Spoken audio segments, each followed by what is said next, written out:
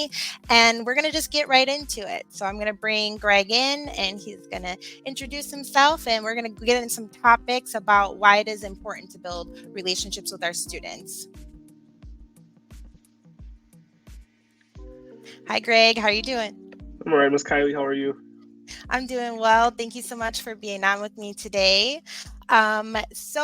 Like mentioned, I was your teacher back in Racine, Wisconsin from 2018 to 2020. And me and you have a very fun and unique relationship that we were able to build. And I'll elaborate a little bit on some more of that. But first, I just want you to introduce you a little bit about yourself and, what you're currently doing right now post graduation. For sure. Well, my name is Greg Sanders. I am a JI Case High School graduate of the class of 2021. I'm currently enrolled in Gateways Technical College for my associate's degree in criminal justice, and I'll be wrapping that up on December 9th. And I'm Nice. currently in the hiring process for the Racine Police Department for a police officer position. Awesome. Congratulations. And Thank I'm you. like one of your biggest supporters, and Absolutely. I'm so proud of all of the work that you're doing and just how you've pushed through.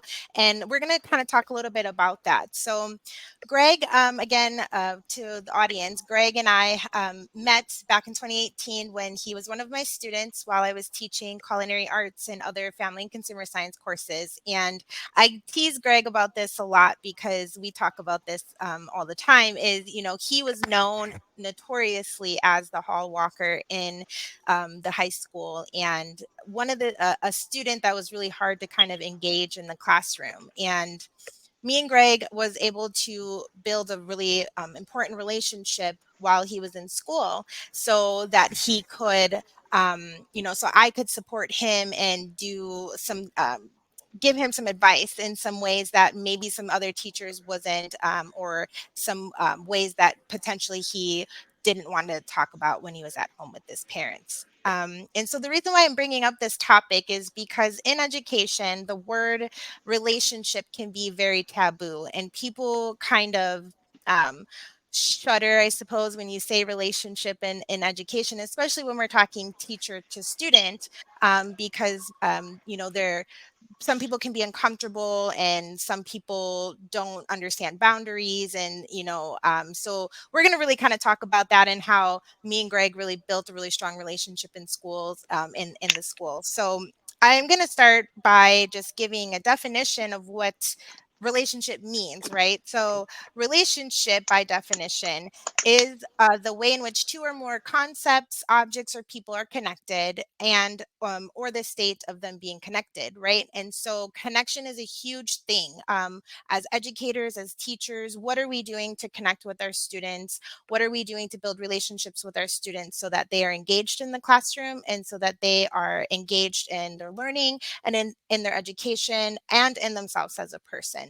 Um, so, Greg, I'll kind of just open up to you. I want to start off by asking, why do you feel that you were labeled a hall walker in school, or why did you have issues with staying in the classroom, or potentially why you were kicked out, any of those types of things?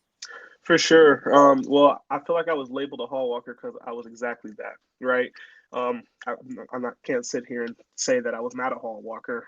And the reason I would be that hall walker is because I wasn't a bad student, right? I would get assigned something, I'd get the work done. Sometimes if I didn't feel like doing it or if I wasn't understanding it all the way, I wouldn't bother to ask for help because I was just not. I was stuck in my ways in high school. I didn't care to ask for the help, so I would do it how I do it. If I got it wrong, I got it wrong. If I got it right, yay me. But I'd be one of the first students to finish it, and I'm not gonna sit. I felt like that I wasn't just gonna sit in the classroom all day because I would distract other students. So I would just get up and I'll go walk in the hallways. I think that's what made it difficult to sit in the classroom.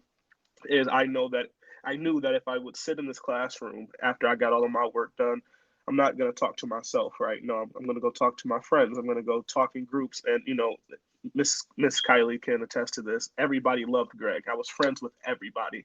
So it didn't matter where a teacher sat me or an assigned seat that they gave me. I was going to make friends. And I didn't want to be that distraction to other people. So that's why I was labeled that hall walker. And as I said, I did exactly that. Yeah, so you got bored easily, right? And you Correct. got the work done easily, right? And so a lot of, teachers in education, and that's kind of a big struggle right now is keeping the whole class engaged. And if a student is struggling or if a student is excelling and quicker than their peers, it is hard at times to have other work for students to be able to complete, or just, having what we call differentiated learning and materials for each level of students, right? And so when typically about the time that you were at Case, we had about what on average, what did you say, 25 to 32 students in a classroom? So it's I pretty would say high. so. They're pretty big. Yeah. Right. And so when you, look thinking about that number of students in a classroom, how hard or how easy do you think it was for a teacher to build a relationship in the classroom with you or with other students?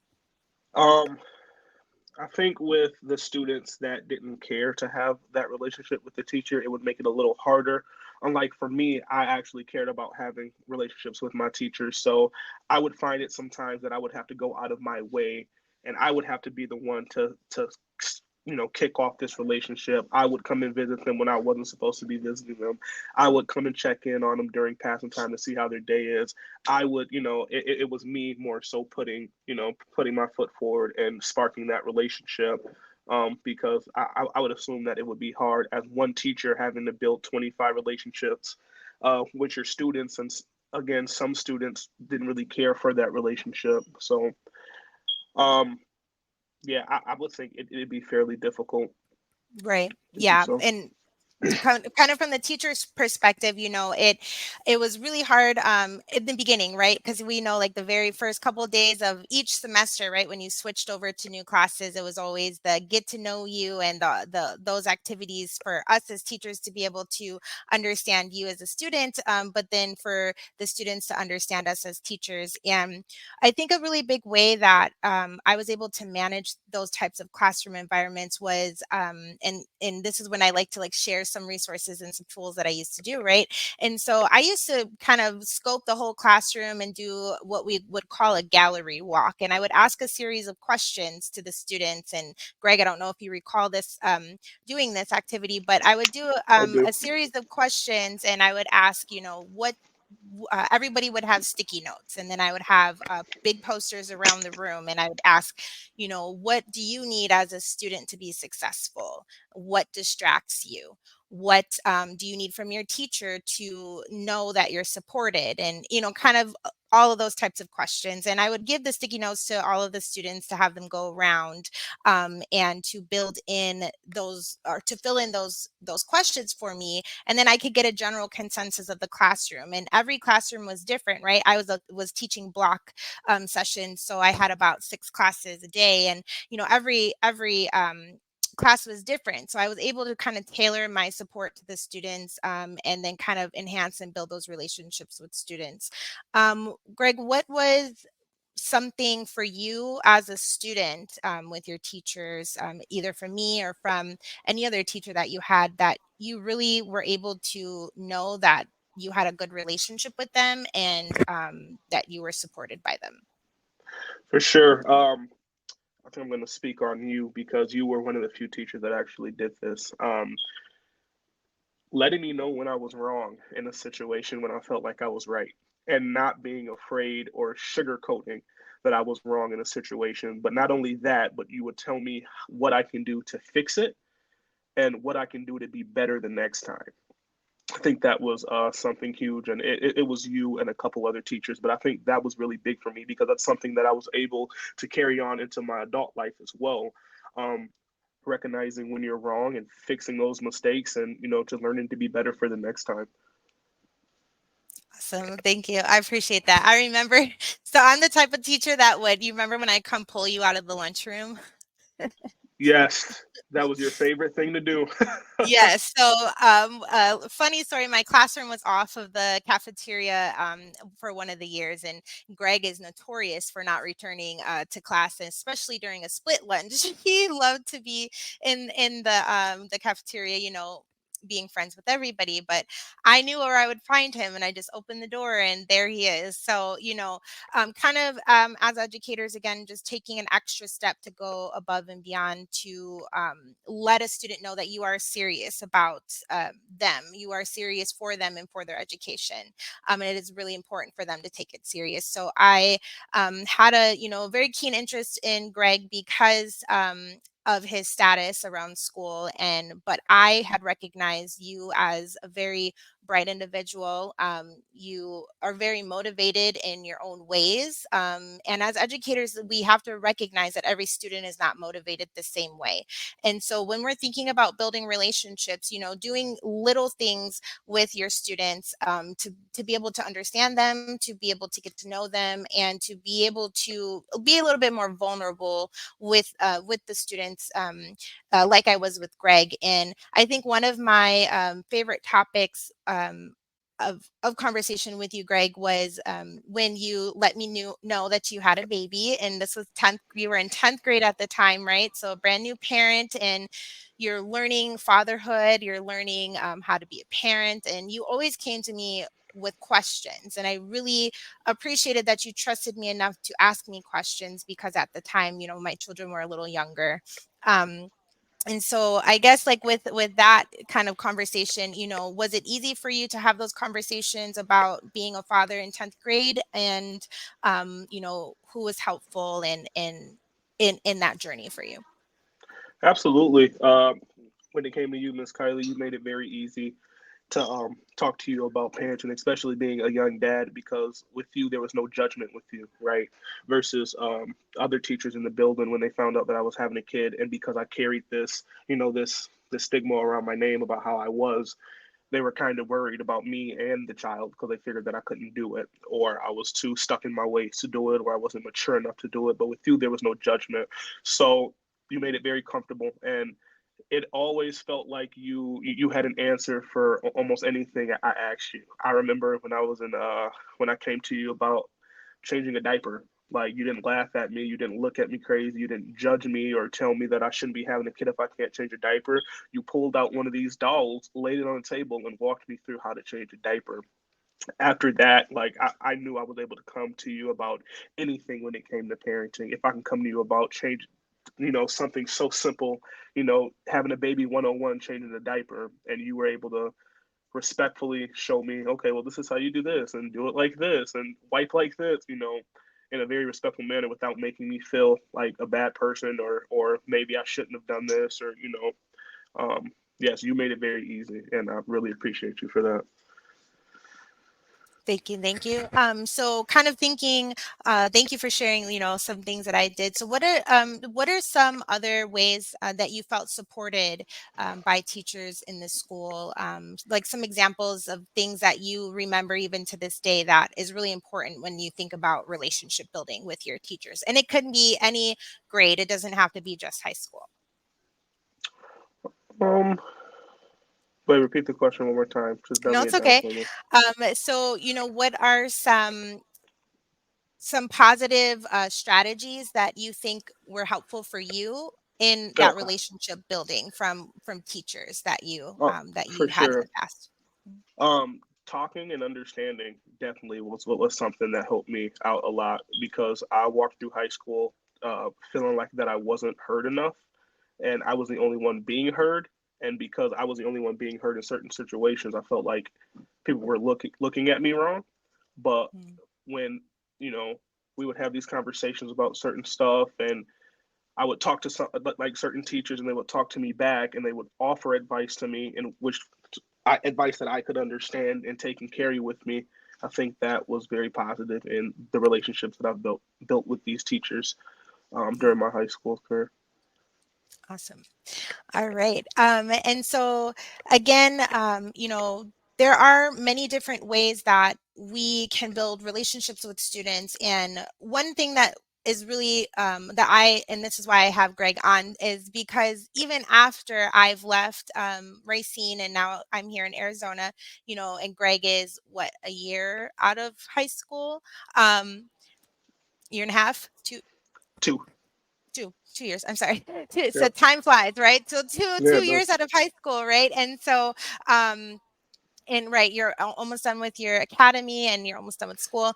And so just the fact that me and you still have a very good relationship after I've left and after you've graduated, it really I appreciate our relationship because we're able to kind of keep connected, and the fact that you reach out to me and ask me questions, if it pertains to your schooling, if it pertains to your son, if it pertains to just any in general questions, the fact that you look to me as a mentor is a prime reason why us as educators we need to be able to be vulnerable with students, of course at an appropriate level, but also be able to be open enough where students are going to seek our guidance as they grow, as you grow, and as we grow as people. And so to be a mentor is really rewarding in the sense of this field of work that we do. And without these types of relationships, students kind of go unnoticed, and students kind of go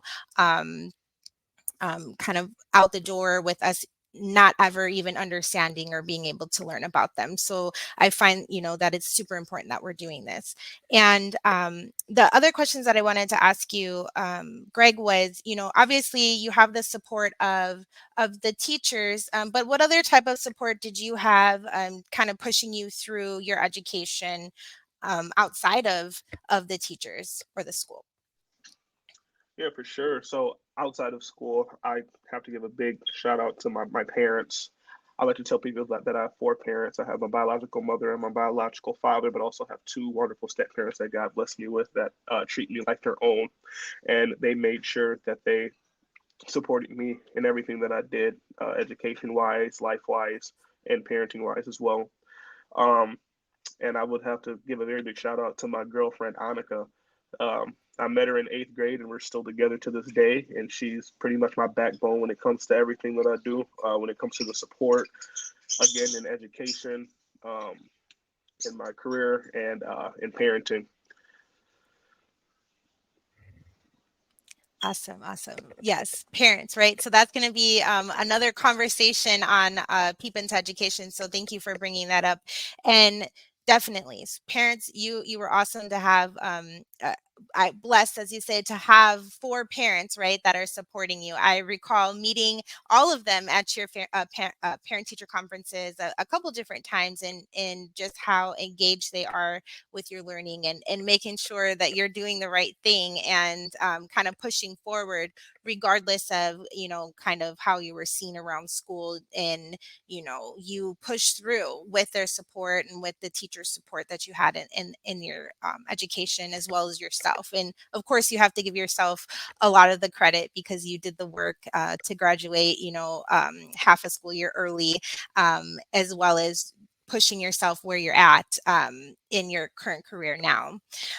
So I'm glad in that you have that support. And so I think another big thing that I really appreciate about you, Greg, and when we're talking about relationship building, right? It's how I noticed you with your peers, and how I noticed you really kind of being, regardless, again, and I'm not picking at you, but you already know, but regardless of the name you had around you, you always made sure your friends were doing the correct thing, and you were always making sure that you were trying to be encouraging, and kind of show them in a positive way that, hey, what you're doing is not the right thing. And so you were really as much of a role model and a leader in those relationships that you built with your friends. Why do you think your friends looked up to you so much in school, or the qualities that you have um, to help kind of be a leader in that essence? No, for sure. I was always raised to be a person that stood on good ethical decisions. Even though I was labeled as that hall walker, I was never labeled a bad person, if that makes sense. So, I was Hmm. friends with everybody. I treated everybody kind and fairly.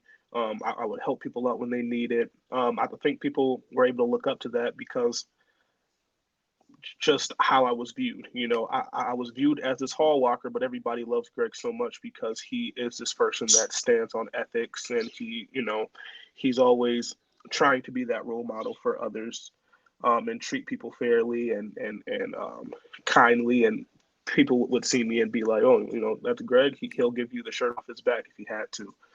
Mm. Um, that's all I got Yeah, for that, right? yeah, It's no, kind that's of good. hard. And no, I don't really it like to boast about myself in situations like that. It's just, I'm just right, me when it comes to stuff right. like that. Exactly. And I think, you're just you. And a lot of teachers recognize the good in you, regardless, if you were messing around in the hallways, right? And again, you, at the end of the day, with a little bit of push, you did the right thing and you would always get done what you're supposed to get done. And I just appreciate that you were always a very positive role model for your peers, as well as, you stepping up. Kind of backtracking a little bit, stepping into fatherhood at such a young age. I know that is not easy. And you just have really, you're a very positive person in your community that and again, I just want to give you your props for how you are as a person, and I'm very fortunate to have had you as a student. And you called me your mentor, so I appreciate having that title with you, because it is very it's like a very high reward to receive from somebody, For so sure. thank you for that. Absolutely. All right. Well, thank you for sharing your thoughts with me today and kind of giving Absolutely. us some of your feedback on relationships and what's working. My last question before we go is, what do you think is something that schools and teachers need to be working on to help better build relationships between students and teachers? For sure. Schools appreciate your teachers that come to work every single day and work hard and take the time to be with these students because it is draining.